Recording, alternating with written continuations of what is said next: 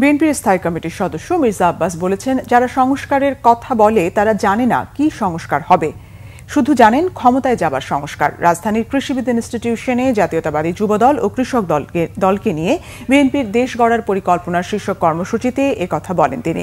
মির্জা আব্বাস আরও বলেন, সংস্কার বিএনপির সৃষ্টি, কেউ চাইলে এখান থেকে পরিকল্পনা নিতে পারবেন। বেগম খালেদা জিয়া শুধু বিএনপির নেত্রী নন, পরিণত হয়েছেন সব দলমতের অভিভাবকে। তারেক রহমান দেশে এসে দলের হাল ধরবেন বলেও আশা প্রকাশ করেন মির্জা আব্বাস।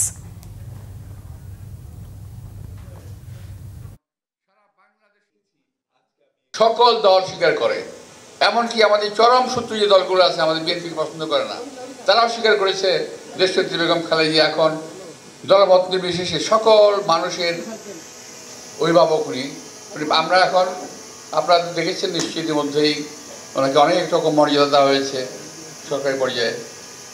তো ওগুলো আমি আবার বুঝি না, আমি শুধু বুঝি এটুকুই যে আমার নেত্রী একজন তুলনাহীন একজন নেত্রী হিসেবে নিজেকে প্রমাণ করতে পেরেছেন।